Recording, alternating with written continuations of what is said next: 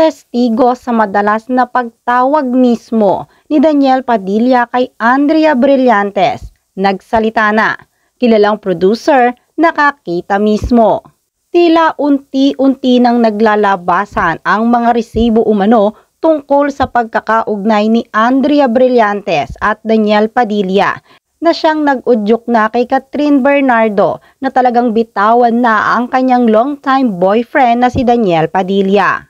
May sinabi si Angel De Mesa tungkol kay Daniel Padilla at Andrea Brillantes. Nathaniel De Mesa. Si Nathaniel De Mesa ay isang award-winning writer, director, singer-songwriter, viral video artist at producer sa Pilipinas. Ang kanyang mga notable works ay kasama sa Coronaphobia, Kabit Killer, starring Arce Munoz, Alcoda, Must Give Us Pause, Contra-Addiction, starring Jake Cuenca, Chris Bernal, Katrina Halili, Ritz Azul at iba pa. Respeto. Si Angel De Mesa o Nathaniel De Mesa ay Vice Chairman of the Movies Television Review and Classification Board o MTRCB. Noong December 2, nagpost si Angel De Mesa matapos niyang mabalitaan ang hiwalayan ni Catherine Bernardo at Daniel Padilla. Ayon mismo sa kanyang post, ngayon ko lang nagets, kaya pala tawag siya ng tawag kay Blight, who was being interviewed at that time. While we were doing this group photo, we still love you both, but I just got to say, Kat, you exemplified class in your statement. Let's still support each other's films for the good of the industry. I hope we'd be friends, still hoping we'd make our project soon.